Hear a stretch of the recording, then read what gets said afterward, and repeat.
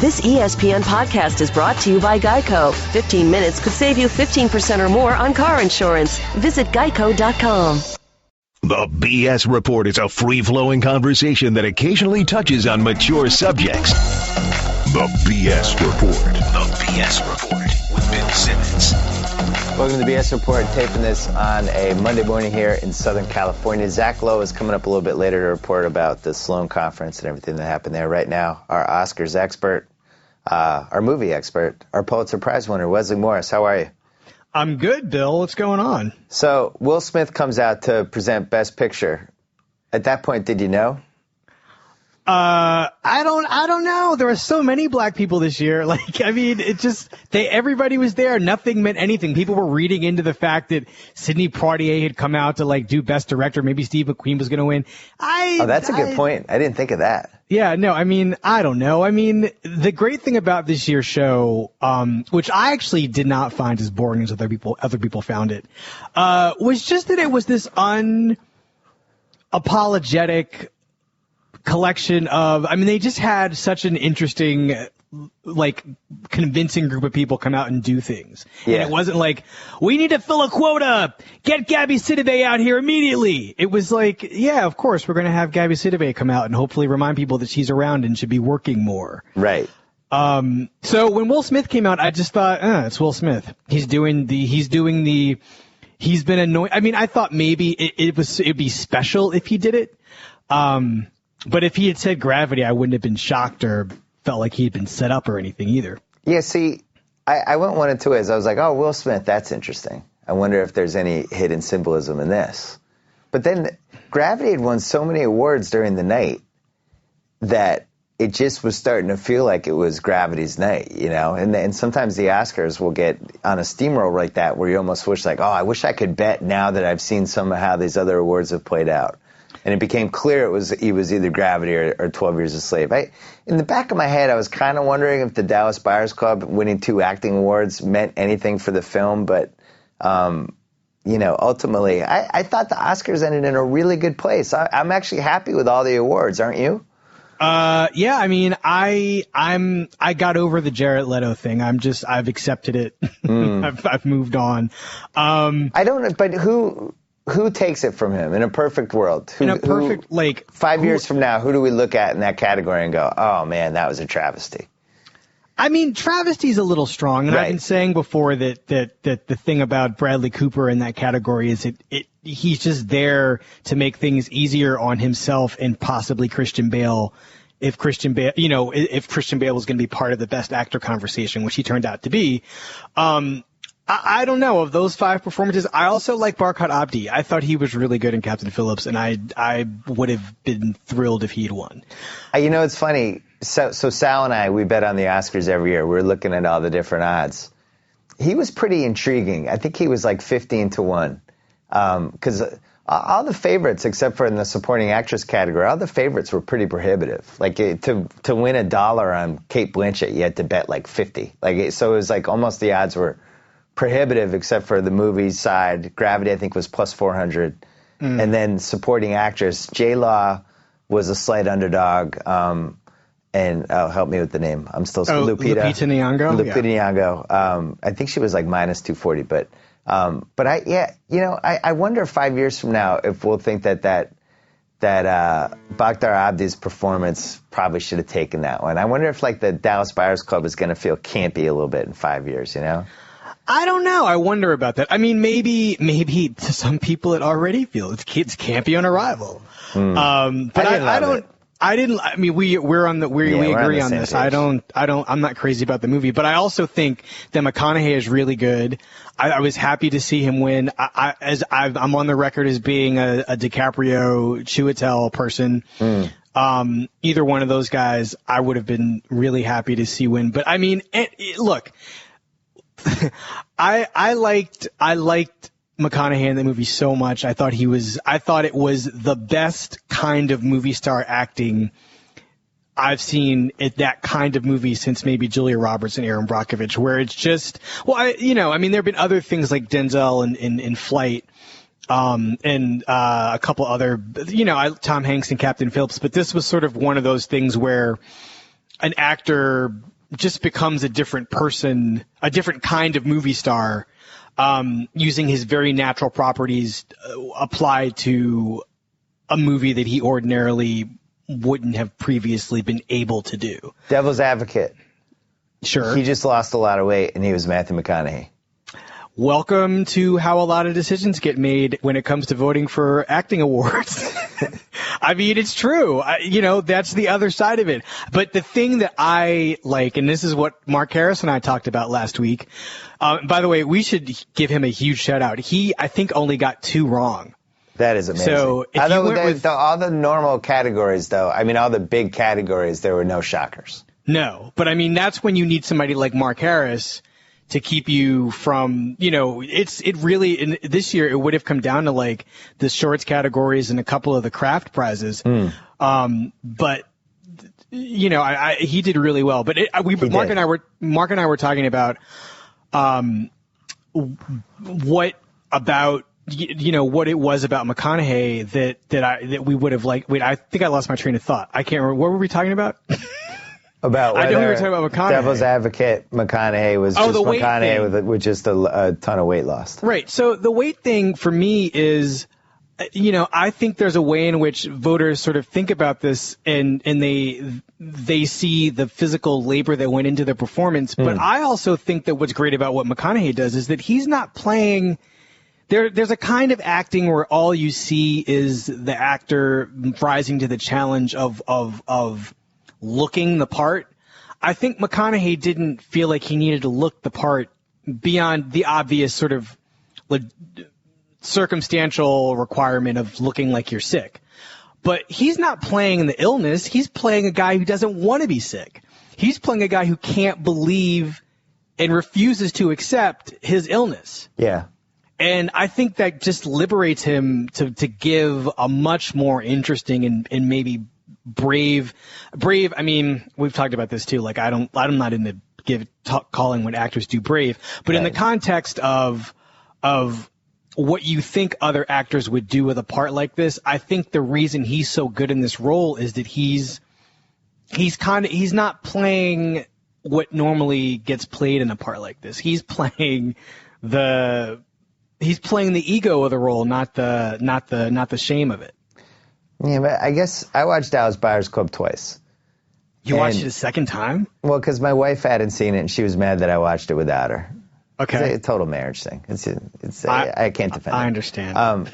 But I guess my big criticism with the movie is I felt like it was a very small picture type of movie where there was a whole bigger picture that it kind of touched a little bit, but not really. And I think like even a movie like And the Band Played On, which was an HBO movie that I loved, was really like saying something about just how straight mainstream America and Reagan and everybody else treated people with AIDS and tried to cover it up and really like fouled up the blood tests and wouldn't do anything about it. And there was a big picture point in there that just made you feel angry and mad at America. You know what I mean? This doesn't, yeah. This didn't do that. This was just like, hey, this guy's trying to stay alive and he's being enterprising. But I felt like there was a big picture point they left on the table. Does that make sense? Oh, absolutely. I think that is one of the most frustrating. Well, I mean, the most frustrating thing for me about the movie is that it either needed, you're telling Ron Woodruff's story or in doing that, you're kind of beholden to certain facts. But I think that where the movie is in the first 20 minutes is really, really interesting and scary, and I didn't know that I wanted to watch that. But that's the much more daring movie. The movie that you get once he decides he wants to live and sort of, start this business with this sick gay client base is more. It's just a formula at that point. It's a business movie. It's really like it's more a business movie than anything. And meanwhile, like we have a president at the time who wouldn't even say AIDS in public. Right. And that was the part I thought where people were calling it the gay plague for 2 years and things like that. And that was the part, you had that scene when he's in the bar and his friends turn on him. And a scene like that, even though it was poignant in a lot of ways, could have been so much more poignant if you just had a little bit more of a background of just exactly what this was like. Yeah, and the movie it never got there for me, I felt like. It literally, not literally glosses it over, but it literally cuts away from it. I mean, it's put in it's made into news clippings that the movie turns into a super mini, it's very brief. Yes. Mentioning, Rock Hudson and AIDS, the sort of beginning of the epidemic, and they make fun of that in the opening minutes. When Rock Hudson got AIDS, or when it came out that he had AIDS. And I remember one of my reactions at the time, being ignorant and not knowing anything about it, was like, oh my God, he kissed Linda Evans. Does she have AIDS? Like, that was just how you thought in the mid-'80s. You didn't know any better. No, like, it was a scary thing. It was a scary thing. I don't know. I just didn't feel, I felt like my big frustration with that movie is there was really like an all-time great movie sitting in there, and they never got there. Yes, but, this is another opportunity to plug, David France's How to Survive a Plague, which is that great documentary with all found footage of the gay activists in the beginning of the AIDS crisis movement. And that's a phenomenal movie. That was nominated for Best Documentary last year, but lost to Sugar Man, Searching for Sugar Man. Yep. Which, music always wins. Music always wins. People love the music documentaries. Were you, by the time we got to Oscar night, were you surprised that J-Law did not win? Did you feel like that, like the tide turned a tiny bit, or no? No, we talked about this. There was no way. Here's the thing about 12 Years a Slave. It has the excellent good fortune of being a very, very good movie. If it were even like if it were like 25% as good as it actually is, it still would have won the 2 awards it won. Yeah. Or the 3 awards it won. Well, maybe not screenplay, but definitely picture and definitely supporting actress. There's no way you watch that movie, see Lupita Nyong'o, and say, you know what, Jennifer Lawrence. I mean, aren't enough people. There aren't enough people who feel they can do that, especially if Jennifer Lawrence this year or last year were where Lupita Nyong'o was at the beginning of last year, it probably would have also been a little more even. Yeah. But because she already got one. She already has one. She'd been nominated a year before. This is her 3rd nomination. She's in a $1 billion franchise. She's a movie star now, and Lupita Nyong'o, I can only pray, will be as famous and as employable as Jennifer Lawrence currently is. Yeah, it'll be interesting. The supporting category, sometimes these people kind of pass through like comets. I mean, you even saw that yesterday with Gabrielle Sidibe. It's like, oh yeah. Yeah, well, she was in the actress category. Yeah, that was the year Monique won, and where's Monique been? Right. Yeah, you just laid out the case I laid out as Sal and I were deciding on what to wager on yesterday. We bet on Gravity plus 400 just because the odds, I thought it was 50-50. I really did, because I thought if Gravity swept all the technicals, usually that's a good sign for Best Picture. But then we bet on Lupita Nyong'o. We parlayed her. This is great. I love betting on the Oscars. We parlayed her with nobody from Wolf of Wall Street would win an acting award. Which was a lock. That was like minus 800, but we threw that in. And then the other one we bet on was, and the results haven't come out yet, more than 40.5 million people will watch the Oscars, according to Nielsen's. And the thinking there was, I really felt like this was like kind of the perfect Oscars, because you had major stars. I mean, you had just about every major star there is, except, Hanks, Denzel, Will Smith, people like that. But from a McConaughey, there's a fascination publicly there.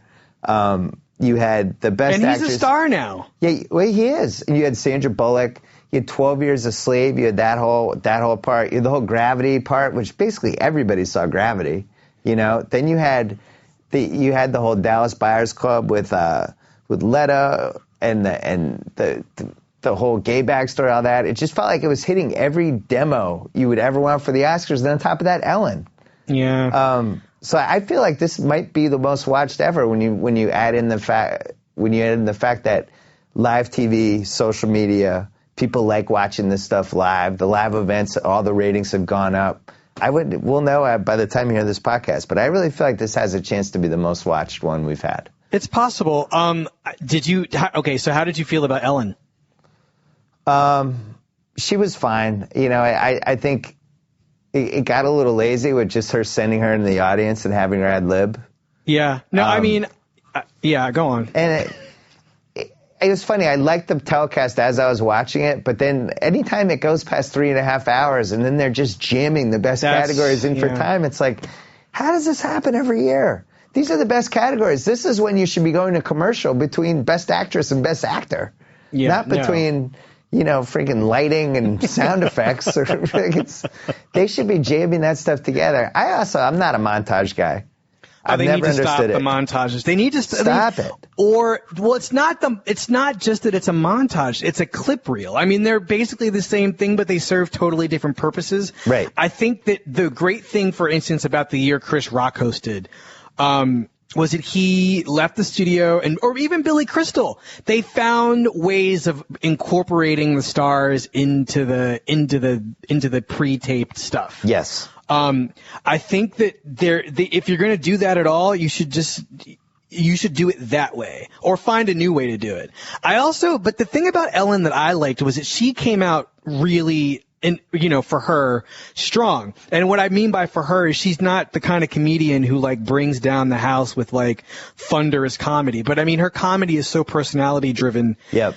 That she has to really be on and comfortable, and it works. And she just was last night for those. She's super comfortable. I agree. That opening monologue was great, and it was kind of mean, but it wasn't too mean. The Liza Minnelli comment was downright mean. That was devastating. Plus, we saw her in the red carpet show, and I was with my mom and my wife, and we were just startled by. First of all, we didn't even recognize Liza Minnelli. The faces. We got to talk about the faces. And then she was making these weird faces and twitching, and it's like, this is not you're not in good shape to be in public, maybe. I have a lot of thoughts about the faces. Wait, let's go back to just one thing really quickly with Ellen DeGeneres. I thought that when she went out I agree with you about her being in the audience. I thought it was just seemed lazy. Yeah. It seemed like she didn't really know where she wanted it to go. No, it's just dangerous to ad lib. It's one thing to know what the ad libs, have a general idea, but she was just kind of wandering around going, hey, Lupita, want a pizza? Making these weird puns. It's like, what are you doing? But the moment where it turned into the moment that produced the selfie. Yes, that was great. That was amazing. And if you look at the selfie itself, have you seen it? It's really cool. The one thing is, who's the guy on the right, the black guy? That was the one guy I didn't recognize. That's Lupita Nyong'o's brother.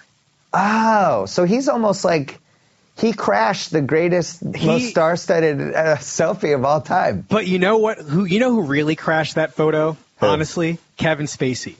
Look at where he is in that photo and the look on his face. It's amazing. The story that it tells about Hollywood is really interesting. Yep. The people in it, Channing Tatum and Jared Leto, fighting to get into the they all know. Of the frame. It's the same thing when Kimmel does his Oscars thing now. After the thing, the first couple years, it was really hard for them to get big celebrities. And now it's a strategic ploy for the celebrities to be on those videos. It makes it look like they're fun and they have a sense of humor. They're great though, and that's what the broadcast needs more of. Yeah, I agree. First of all, let's agree, blow out the montages. You do something like Heroes, and it's like, where does it start? Where does it stop? Yeah, it's just anybody in a movie at that point. Yeah, and then it's like, I had two of my female friends were like, do you notice there are only 4 female heroes out of 40? They went back and counted. It's like, yeah, that's a little weird. And I can name all 4 of them because I was counting too. Yeah, who was it? It was Sigourney Weaver, Jennifer Lawrence. Were Sarandon and Gina Davis in it or no? No. They weren't, right? That's too easy. No, Angelina Jolie, I believe. Yeah. Maybe they used Tomb Raider. I don't remember now. My thing is if you're gonna do montages, come up with a better theme than Heroes. Celebrate, I don't know, 1994. And that becomes the thing. Celebrate some great year that's on the anniversary of the year, or celebrate because you had so many really great actors of all these different types of forms die in the same year. Maybe that's what the montages are, you know? I don't know. It's got to be a better answer than heroes. I think that the in memoriam thing is a really interesting unexplored possibility. And I think that last night, I mean, they do the same thing every year, and it was great to see Bette Midler, and we didn't need Bette Midler and Pink though. Well, it was like, pick one. Yes. And just have the montage with one of them singing. Listen, I've loved the montage for years and years. I always talk, I've had a thing about who's going to get the hammer. I felt really strongly that Hoffman was getting it last night, but I thought O'Toole had a chance. But then also who starts it off is interesting. Like they went with Gandolfini. Yeah. But Hoffman, didn't you feel like it had to be Hoffman that ended it? Yeah, no, because he won an Oscar. O'Toole never won an Oscar. Yeah, I mean, and it was also there were a few senseless deaths in there, but, or sad, or like, just tragic ones.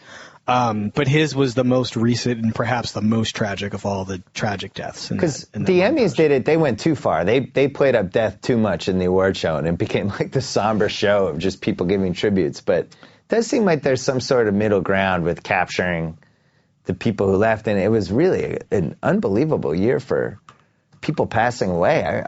I was watching that montage thinking that was probably the most star-studded montage they've had. Yeah, Shirley Temple's like a throwaway in the middle of the montage. Yeah, I'm gonna decree now no one can die in 2014. I'm already writing something about Alain Resnais, who died like before they could probably put that package together. Right. And I'm just going to declare it now. No, the Harold Ramis, Alain Resnais, that's it. That's all. No one else can. Nobody that affects my life as a person who has to write about people. No more death. We all just live forever now.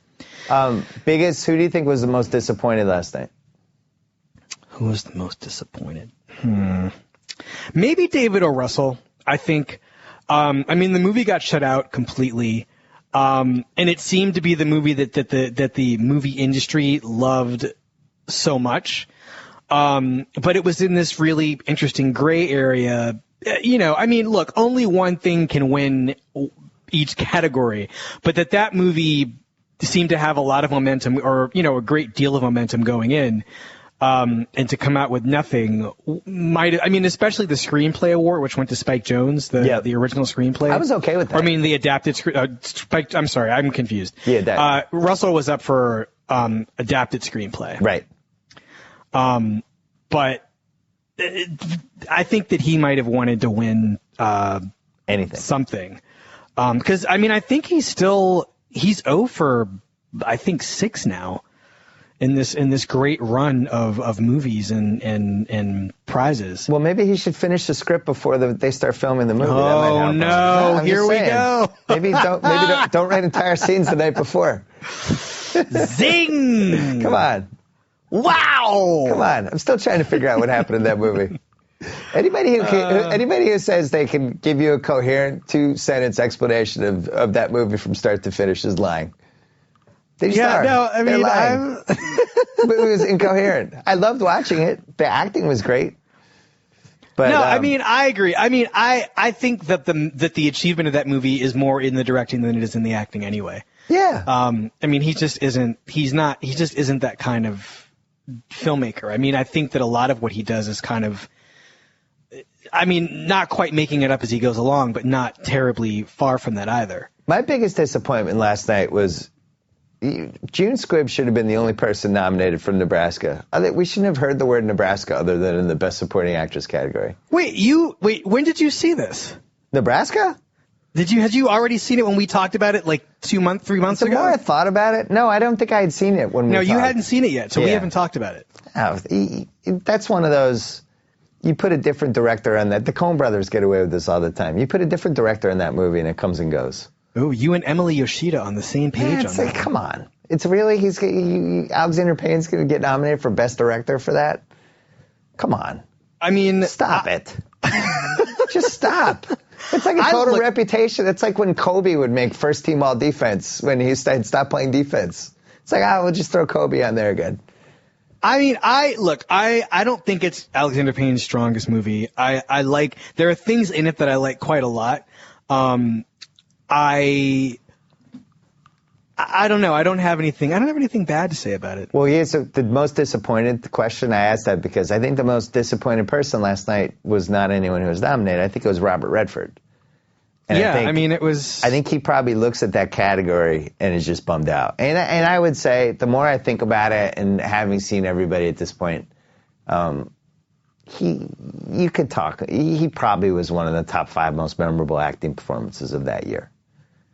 Being in that boat, just the point of his career, it's growing on me the more I think about it. Like, how many people could have been on that boat just by himself, where you bring in the history of his career and the baggage of it and all that stuff into the movie.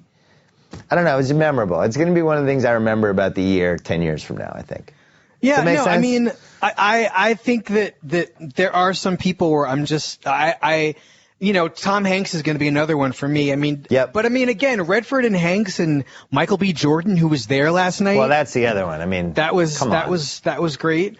I mean, but it was so tight. You get 5 spots. I mean, I just think the math, as we've talked about a number of times, it was not going to work out for everybody. Well, Michael B. Jordan got screwed because they released his movie way earlier. People just forgot it. I think if that movie comes out in December, he's nominated. I don't know. I really do. I don't know. I can't tell. I'm bad at that. Yeah. I think that there are some movies that I think benefit from opening at certain times of year, and then other movies I think people will just see whenever. But I think that if you opened Fruitvale in December, I think that it wouldn't have had the impact it had coming out the week of the George Zimmerman verdict. Oh, that's a good point. I didn't think of that. So I think that I don't enjoy talking about the sort of weird synergistic aspects of movie releasing. Yeah, but it's a big part of it, though. Let's be honest. No, in this particular case, I think you don't kick yourself for having opened Fruitvale Station in the summer versus having opened it, especially if you're Harvey Weinstein. Right. You just take your lumps and you move on to next year, and you're proud of the work that you did in 2013. And if you're Harvey Weinstein, you actually should be proud because, I mean, he didn't do that well in the Academy Awards, but I think, from a quality of motion picture standpoint and a place in the movie conversation, I think he was there once again with good work. So. I mean, I was going to say that he might be the most disappointed person, but, he got a good joke with Ellen with the $200 and, I think there's just not anybody who was in that room last night couldn't have been too disappointed, but also I don't know what these people's people tell them about what their chances are. I don't know if they read what the pundits are saying about who's going to win. Well, I was going to ask you about that because I thought this was the first. Like, you think about the odds were so skewed, the gambling odds towards some of these categories, and it did make me think. We have so much information now about movies and what people think is good. You can look up anything. So many good people writing about it, and such a smart perspective on everything. And I do wonder if, like, the voters, as older people become more savvy with the internet, maybe they're going on the internet and reading some of these pieces. Like, could that have been why we ran the slate with favorites basically last night? Because it was almost like now the public or the smart movie people who are all available online are shaping the votes a little bit. Do you think that's possible? Maybe. I've always believed that that's a little bit the case. Always. I just find it suspicious that every year these things just line up. Forget the Academy Awards, but I mean, just when the critics things start happening and a conversation begins to take shape and which things that come out of those critics awards wind up becoming crystallized or consecrated in this general Academy Awards conversation. Well, let's go backwards. So Brokeback Mountain versus Crash. The internet works let's say the internet and Twitter and all that stuff works the way it does in 2005 as it works now. I think that Crash backlash starts early. I think more and more people are pushing for Brokeback Mountain and for Heath Ledger too. And I think that does swing the vote a little bit. Yeah, but I mean, it's easier now to access really smart opinions than it was in 2005. You know? Yes, that's probably true. But I also think that it also depends on what kind of year it was. And I think that, ultimately, this is why I love doing this and yet understand at the same time that it's a total folly. Yeah. Because it just the anything can happenness of this sort of thing. It is true. I mean, anything didn't happen this year. Exactly what was predicted to happen happened. But you could still have a conversation about what the likely things were not to happen. Just based on what the content was and like what the narratives around each movie were. There was still a level of suspense when Will Smith opened that envelope. Same thing with Angelina Jolie and Sidney Poitier when they did Best Director. Yep. I didn't think they were going to say Steve McQueen, but there was a little bit of suspense about whether or not they would. But I think the other thing about these narratives is that they don't come from nowhere. And I think a lot of the people, there are now enough people doing this punditry that, where there's a level of sophistication that is actually based in some part on empiricism. Like there are people actually talking to to Academy members. There are people with a very good sense of history and you add in this sort of so-called cinemetrics of what typically tends to win, which I find fascinating as a sort of conversation. But I don't, on a award and movie to movie basis, it's easy to sort of to tell that story after the fact, but it's hard to use it to predict the outcomes, I think. William Goldman's always said we should see the votes. Oh yeah. I mean, there Why are some wouldn't they years. do that? I don't know. That's a really good question. I would love to see the numbers. How cool would it be to see the votes? I mean, seriously, how awesome would that be? I would pay like $10 just to click on the page that had all the results. I'd pay more than that. I'd pay like $50. Just do it. Have all the proceeds go to. Well, I guess then once people saw the numbers. But I mean, once one person saw them, they just tell everybody else. But I think that I can't believe they don't do that. And like for instance, in the NBA when they do the MVP and stuff, you see all the votes, and sometimes it's really interesting, And somebody will be like, "Wow, I didn't realize it was that close," or "Whoa, those two teammates ended up cutting each other's votes out." You learn stuff from it, and I think it's a shame that they don't do that for the Oscars. I can't imagine why they wouldn't do it. I think there's probably been some good, self-esteem arguments made, perhaps. I don't know. Well, just show the top two then. Like, yeah, if Bruce Dern doesn't get a single vote, yeah, that's awkward. But if you just showed the top two or the top three or everybody who got over 25%, I think that would be kind of enlightening. It would be interesting in some ways it'd be nice to know, like, how much farther behind Jared Leto everybody else was, but at the same time, I don't know, the winner's the winner, and so it also is a slightly different thing from MVP, only insofar as, well, I don't know, they're pretty comparable, but I don't know, I feel like there's an argument to be made for not putting those numbers out too. Just because I don't want to hear the argument. No, I don't even want to hear it. Hey, you know who we always joke about there can only be one, and people who stole people's careers and all that stuff? Yeah. Very interesting development last night in that. I don't know if you caught it. No. Jared Leto wins Best Supporting Actor. Way back when, in the late 90s. 2 Prefontaine movies come out. Oh, yeah. Billy Crudup, Jared Leto. One is very well received. The other not as well received. One acting performance is hailed. The other not as hailed. Billy Crudup takes pole position over Jared Leto. There can only be one. There can only be one. Almost Famous gets to play the guitarist. What a blow that is for Jared Leto. He plays the guitar. He's in a band. No chance. Cameron Crowe doesn't even think about him. Then we go through. The tide shifts. Jared Leto.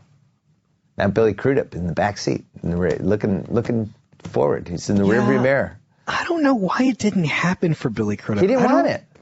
He didn't want to be famous. He tried really. He did all the movies, though. I mean, he didn't, though. Well, I mean, was he was doing there. Broadway and stuff. He did both, though. I mean, he did both things. I'm with you, though. I mean, I definitely think he didn't want it, but I definitely don't think he's in that Robin Wright club. That would be a good article for you. The 10 stars who didn't want it.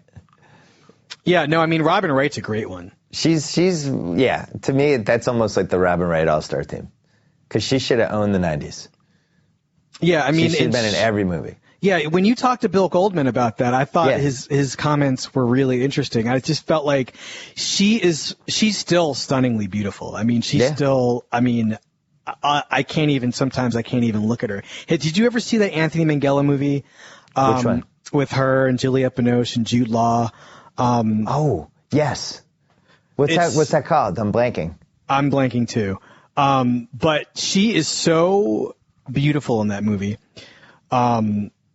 And now I'm not remembering. Some great ones. Yeah, no, I mean, I think that is a really good, people who didn't want it and suffered as a result. I mean, not suffered, but I mean, their careers weren't quite the same. Well, just for the people out there, first of all, great job with Chris Connolly on the Chris and Wesley Oscar prediction, all that stuff. If you have not seen any of those, go to the Grantland channel and check out those videos. Those are great. You and I are going to start a new series that we discussed on this podcast. We're actually going to do this the next time you come out. We're going to do showdowns, scenes. We're going to watch scenes, and we're judging them like boxing judges. We're going to do Jennifer Lawrence versus Amy Adams and I'm blanking. American Hustle. That's we're going to do like all of those. We're going to pick like 10 or 12.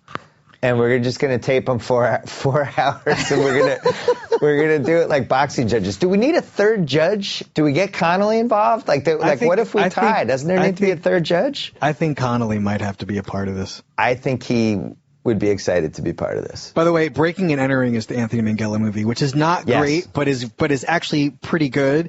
And Robin Wright and Juliette Binoche are fantastic, and Vera Farmiga plays a hooker, and she's great. Vera Farmiga. There's another one. Enjoy her work. I enjoy her too. She might be on the didn't want it list. I think she's really smart, and I think that the things she was being asked to do were not that appealing to her. And I think she's willing to do some things, but not a lot. And I think being on this Bates Motel show is much more, I mean, the steady work. I think she's a mom. She's also, she's also a very interesting, like, unusual person. Yeah. And she's got, other interests as an artist. And I think she should make another movie. The movie she made, Higher Ground, was, underrated. I mean, it's not perfect, but it's a really good start, and I would love to see her. I like everything she does. Yeah, me too. One last point, and then you got to go. Yeah. Sepinwall made this point. He didn't like the Oscars that much. Our friend Alan Sepinwall. He was saying that he thought it was interesting that when Kevin Spacey came out and did the House of Cards character, it got a huge response from the crowd. Yeah. And it does make you think, like, some of these binge watch shows almost feels like they should have an Oscar category. I know they can't do it.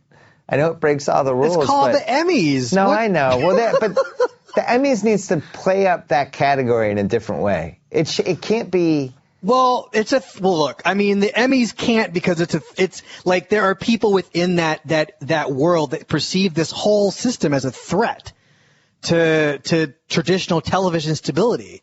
And I think that the fascinating thing about the Kevin Spacey moment last night was, I mean, I also was struck by how huge the response was to his Frank Underwood impersonation, or not even an impersonation. It's like him doing Frank Underwood. He just became Frank Underwood, yeah. Right.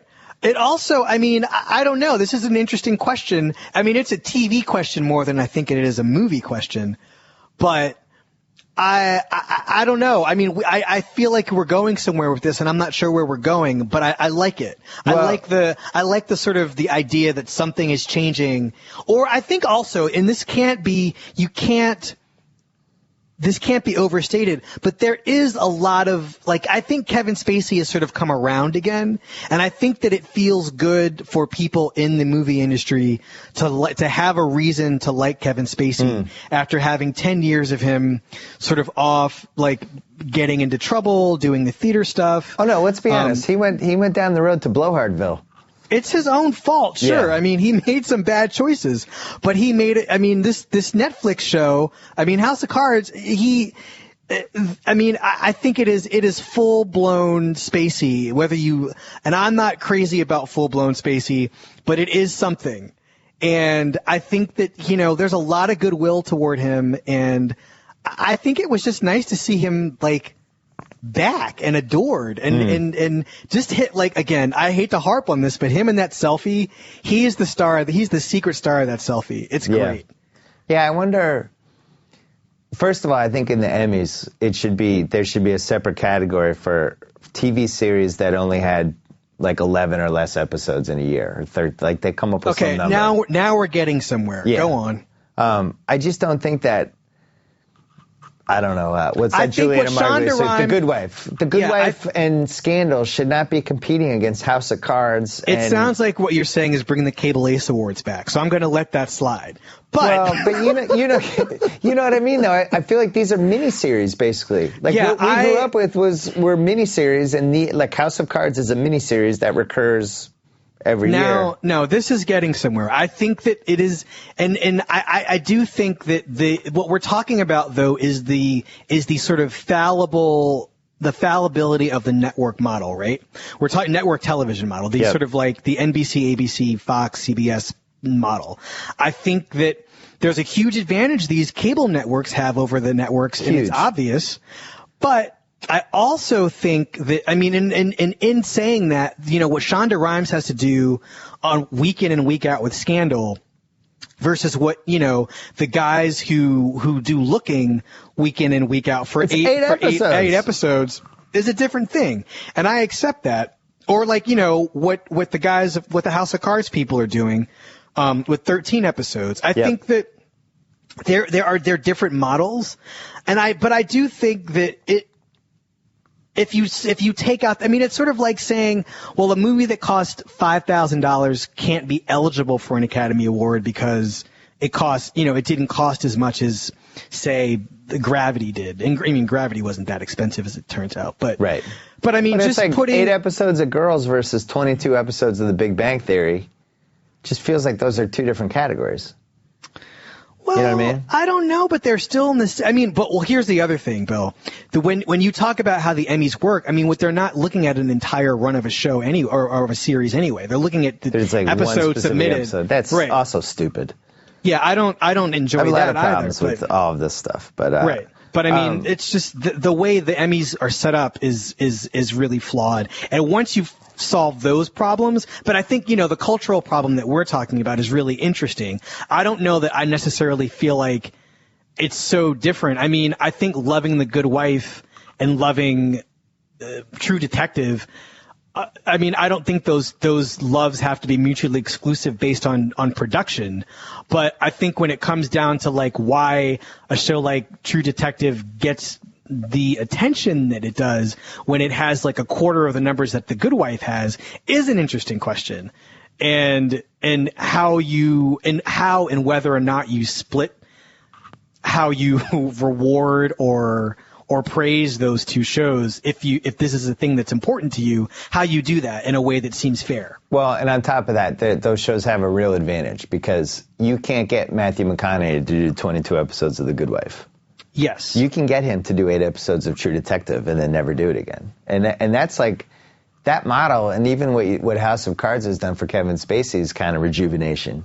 There's a real model. Like if I'm an agent right now and I have somebody who's like, say, Reese Witherspoon, who's kind of on the downside a little bit. She had an awesome run. Now it's kind of petered out a little bit. You'd be like, wow, if I could get Reese Witherspoon on a 8-episode show on HBO. Get her on a show. Right. I've been saying this. Hey, Reese, 8 episodes and you're out. It'll take about 4 months to film. you're doing it with this part. He's a great showrunner, blah, blah, blah. This will be great for you. You should do this. And I'm sure she would probably do it. And I'm sure there's 30 actors right now who are looking at that model of True Detective and asking their agents if there's a way they could get in on it. Oh, I don't even know what the plans are for the second season, but I mean, it is going to be bigger than the first season. And I think the two actors they get, I don't know if they'll be bigger or better than Harrelson and McConaughey, but I think that the clamoring to get something like that going for yourself, where you don't have to, where it's basically just like doing a long movie, is very appealing. And I would love to see some women and people of color be the beneficiaries of that. Like, only if it makes sense. Like, there's that moment in Sunday night's True Detective episode where the other two detectives, Tori Kittles and what's his face, the two detectives who've been doing the interrogation, they wind up running into the scary, creepy tractor guy. Wait, am I ruining this for people? Yeah, you're spoiler alerting the hell out of it. Well, all right, I'm sorry, but there's a moment where you realize, oh wait, this show could work with I mean, I've been saying this all along, but I mean, it really could work with these other two detectives just doing a different case next year. I mean, those guys aren't as famous as Harrelson and McConaughey, but I mean, they are perfectly cast as detectives, and I don't know, I feel like that moment gave me a really good sense of how another version of this show would have gone. Well, I'm on the record. Either for season 2, Tom Cruise and Val Kilmer reunited almost 30 years later after all their glory days in Top Gun. I think Cruise, I mean, I don't know. I think he would do it. My other choice, Morgan Freeman and Brad Pitt. That would playing the Seven guys. Not even playing different characters. They're just back. They're back with another case. Brad Pitt has recovered from the head in the box. He's back. He's back to doing work. He's trying to piece his life back together after Gwyneth Paltrow's been beheaded in the box. What a prophetic moment. It's just crazy. That's a good one to end on. Wesley Morris, great work over the whole Oscar season. Great work on the piece you wrote about Looking, which I would encourage everybody to go on Grailin and read if they haven't read it yet. We'll talk to you soon. Get ready. We have to come up with a good name for the breakdowns. We'll do it. Acting boxing, or we'll come up with something good. But anyway, looking forward to that. Thank you, as always. Talk to you soon. All right, I'll talk to you later. You know what? We went long with Wesley. I have some bad news and some good news. The bad news is we're throwing it to a part 2. So if you're looking forward to hearing Zach on this one, you're not going to hear him. You're going to have to go to part 2 of the BS Report. The good news is we're still going to have Zach, and I'm going to tape that right now. First, a word from our friends Stamps.com. Go to Stamps.com right now. If you have that little deal in the top right, click on that, put in BS, and you get a whole bunch of stuff, including a free scale. You get money off postage, and you can turn your office into your own personal post office. No need to go to the post office ever again. I never go to the post office. I just print my postage out. You can do the same, Stamps.com. Check it out, and now go to the BS Report Part 2 on iTunes, ESPN.com, Pod Center, or however you got this one. Part 2, Zach Lowe, Sloan Conference, coming up right now. So I get to sign off. Whoa! Thank you for downloading the BS Report with Bill Simmons. Too much fun. Check out more podcasts at the iTunes Music Store or at Pod Center at ESPNRadio.com. Peace out. Gotta say, Golic, great call on grabbing Subway for lunch and getting guacamole on our subs. Told you this new guac really amps up the flavor. Yep, something adding up things can be great. Guacamole on your sub, a new co-host to replace you. What was that? Oh, no, nothing. Subway now has deliciously rich new guacamole made from ripe Hass avocados with just a hint of garlic, onion, and jalapeno. Discover how new guacamole turns up the flavor on any of your freshly made favorites. Subway, eat fresh.